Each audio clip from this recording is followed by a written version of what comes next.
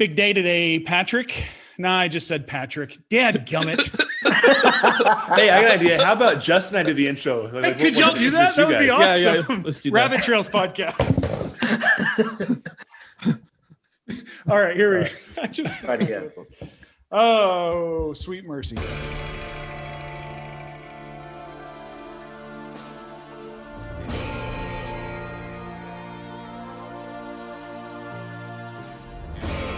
This is gonna be Garrick, it's a big day today, buddy. This is exciting. This very is cool. long in the making, but we're really looking forward to it. Not so as not to waste time. We won't talk about the weather. It's nice here. It's nice there. Whatever. That's We'll actually move on. horrible here. It's actually pretty horrible. Rainy We did and it. We cold. talked about the weather. Can't stop doing it. Yeah. We have with us today Patrick Gray and Justin Skeesuck. Is that right? Pretty close. Skeesuck, pronounced with a Z. Skeesuck. Yeah. Should I ask you that? It's a mouthful, dude. Don't worry about it. Yeah. Okay, skis, as I sure. understand people sometimes call you, of a documentary film, book, and Push Inc. About the Camino. These two friends had an incredible journey across the 500 miles of the Camino de Santiago in northern Spain. Justin, you have a condition, disease. I'm falling over myself because I feel like this is one of those moments where I should have a better word. But anyway, okay. You have It's a something progressive neuromuscular disease. all right, so much better than whatever came out of my mouth. It's all right. And that means for you that you are in a wheelchair, Correct. and you had this crazy idea to walk across the Camino de Santiago. Could you guys introduce a little bit about yourself before we get into that, a little bit of your story about that journey, and then Garrick and I would love just to see where this conversation goes. Sure. I would say if you're listening, it's worthwhile maybe pausing right now and just going to YouTube and watching Seriously. the trailer. The trailer Seriously. is amazing and is inspiring and powerful. And then after then come back to podcast after podcast, download, buy, get the movie and watch it because it's incredible. Movie, But, book, sorry. all of it. Get it. Yeah. I'll push you if you want to Google it. Yeah. And Yes. look at YouTube. I'll push you. Trailer. Yeah. Yeah. So Justin, you know, why don't you start us off, man? Yeah, I'll kick it off. Quick nutshell. Patrick and I, we've known each other for 45 plus years now. We were born 36 hours apart, same hospital, same town of Eastern Oregon, right on the Oregon-Idaho border in the northwest of the United States. And there really hasn't been a day where we haven't known each other. Our parents knew each other growing up, we found out as we were writing our book that my great uncle was best man in Patrick's grandfather's wedding. So it's like kind of our family histories go way back. And we've always just loved living life together, and we hang out together, and, and we went to different elementary schools, but church stuff, same junior high, same high school, went to different colleges, but throughout our lives, we've just been very close and very diligent about just connecting with one another. And now we live about 2 miles apart, if that. Yeah. So, so we see each other a lot, and we have a lot of good time. But when I was just shy of my 16th birthday, I was involved in an automobile accident, which triggered a progressive neuromuscular disease called multifocal acquired motor axonopathy. I don't expect anybody to remember that. Yeah, it took me a while to remember it, but it's very, very similar to ALS or Lou Gehrig's disease. Basically, it's almost the same progression as ALS. It's just a lot slower. So ALS and my disease, basically, it's just your autoimmune system attacks your nervous system, and then your nervous system shuts down. So I have full sensation from head to toe.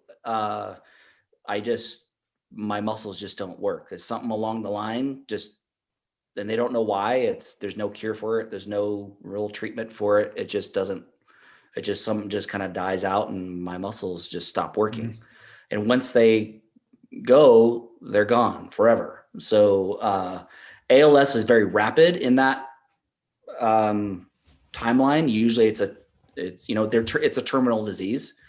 You don't necessarily die from ALS or from my disease. You die usually from complications from it, meaning you can't breathe on your own anymore. You could be put on a ventilator. Usually you get pneumonia or something like that will take you out. But your immune system's compromised. So that's my situation. I live with Mama. They call it Mama for short. And for those who are listening, I'm in a power wheelchair. I use it every day of my life. I'm fully dependent upon people to pretty much do everything for me. That's getting me in and out of bed, clothes on, bathroom, showering, feeding, the whole deal.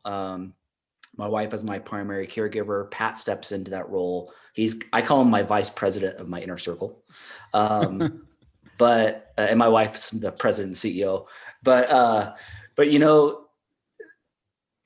it's life has thrown me a curveball, has thrown us a curveball as being friends, Pat and I. But throughout it all, we've laughed a lot. We do dumb stuff. We're still idiots. We will be happy to say that we're not the smartest people in the world, but you know what? We love life. Speak for yourself. Seriously, are you going to let him throw you under the bus like that? Jeez, man. Yeah, I thought this guy was your friend. Whatever, dude. Whatever, man. But so yeah, I mean, and then in 2012 was when we had the idea of doing the Camino. Well, hold on. No. What? You had the idea. I had the idea. This was not my idea. This was not a joint venture. Yeah. So I learned about it through a public access TV show. Rick Steves Europe. Good old Rick. On PBS. Loves Who travel. who would have known he was the pothead he is? Did y'all know that? I did, yeah. He's like you. Like I didn't see that one coming. It totally caught me off guard. But once I learned about it, I love traveling. Pat and I and our wives, and we've done trips to Europe. We've traveled, around the US and done some stuff as couples, and this was totally outside my zone for sure. I mean, Pat's a little bit more adventurous than I am in this type of stuff, but for me, I'm happy sitting on the beach with a margarita, hanging out with friends and whatever. But, learned about the pilgrimage, and then I asked Pat. He came down and visited me in California for a spring break. And I said, "Hey man, what do you think about doing this?" And he said, naively, yes. And the rest is history. So, wow. Yeah. So literally were your words literally, "I'll push you"? Like that was the first thing that came to your mind, right? It's interesting. You go back to that point in time. What had happened is that my wife and kids and I were headed down to San Diego to visit Justin and his family. At a point in time, they're in San Diego. We're up in Idaho. So we show up at the house, and I'm literally like putting suitcases down in the entryway, and Justin's like, "Hey dude, you gotta come watch this. I gotta show you something." I'm like, "We just got here. Like the kids are, it's chaos. They haven't seen each other in, months. So they're going to the backyard to play, just trying to get like hugs and greetings." He's like, "No, let's go." Like, "Okay, fine. Something's important." So we sit down in his living room, and he shows this to me. He shows me this Rick Steves episode, and I had no idea what to expect, because it doesn't really get to the Camino until the latter portion of this episode. And I'm thinking like, okay, this is cool. What's this guy thinking though? And Justin and I had talked about doing a trip, just the two of us, for a while. We've talked about Oktoberfest, who knows, like just something, just the two of us, but timing and of course the wheelchair just made things very complicated. Yeah. And as it finishes, he turns to me and says, "Hey, want to go across 500 miles of northern Spain with me?" And I just, without even thinking, I just said, "Yeah, I'll push you." That was it. Like, okay, let's figure it out. Little did I know what I was getting myself into, right? Like this. Yeah. Meanwhile, like the Justin's sitting there going, moment. "Sucker." But it was just kind of a thing where we've shared so many adventures together. We've done so much that's just been a soul filling, whether it's been, sitting on a beach in Mexico or going across to Spain together. Those adventures are what really kind of feed me. And if it's important to him, it's going to be important to me. So There was no other answer I could have. Wow. I think it's worthwhile mentioning here because I think some people may have in their mind, if you're not familiar with the Camino de Santiago, may have in their mind, just kind of pushing along a road. You guys went over the Pyrenees. Yeah. And then over 3 other mountain ranges. Yeah, let's not leave the others out. And it doesn't end with across, the Pyrenees. It only starts. Yeah. So I do want to, and there's this great scene in the movie where the Spanish guy stops and goes, "What do you guys do?" He's like, he's kind of incredulous. He's like, "What are you guys doing?" He's like, "You guys realize you probably can't do this." It's kind of what he's got, but he's so nice. He's very, kind. He wants to help, so he's trying to do. He's well intentioned. He's well intentioned. Yeah. Yes, he was well intentioned. So I just want to make that clear for people who are, who aren't familiar with Camino, who are listening. So interestingly enough, so the topography of Spain, in particular, that type of Spain, part of Spain, I sent an article to Garrick from, I think it may have been the BBC or something the other day, which said, take this trail in Europe or in Spain. It's the closest to Middle Earth you'll ever come. And they've actually created a trail in Spain that resembles basically Tolkien's Middle Earth. It's just so basically you guys just walked across Middle Earth, All right. That works. Yeah. There was no ring though. No ring. Yeah. No ring. Well, I mean, but Spain is after Switzerland, it's the second most mountainous country in Europe. Yeah. Is Spain. Oh, really? So I know that. No small feet, guys. No small feet. No, Which you will know, but what's really funny about you bringing that up about the Pyrenees, and I mean, before I started out on our first day, his servant Ted, one of the guys that came along with us, I think she was picking up his dishes or something after we had breakfast at a little bar before we left, and she saw Justin in a wheelchair, and she asked, like, "What are you guys doing?" Like, "We're doing the Camino. We're going over the Pyrenees." And she just says, "No, you're not." That was it. Like, she just laughed and walked away. "No, you're not." We got a lot of that. Yeah. And then halfway through the journey, we met a guy that he's like, "You guys did the Camino?" "Yeah, we started in Saint Jean." He's like, "You started in Saint Jean? Oh, you did the bike route?" "No, we did the Napoleon route over the top." And he's like, he can't even process that we would be dumb enough to do this. He's like, no, you didn't. "Yeah, we did." No, you didn't. You did not. I hope you've seen the movie now, because he's like, "Oh, wait, they did."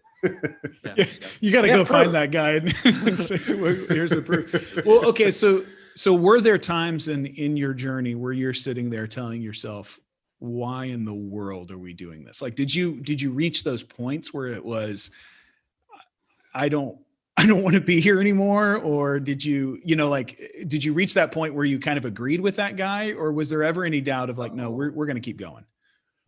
For me, no. I think some of the driving factors for me, I mean, Pat and I both had our own energy or things that we're kind of working through on our pilgrimage. Sometimes we experienced it together, sometimes it separately. But for me, going through the Meseta in the middle, it's that 150 miles of a lot of flat, just monotonous walking. I think for me, it wasn't, I don't think we'd ever was like, no, we're ever give up or anything like that. It was, for me, my driving factor was to get back to my family. So I really started missing my family at that point.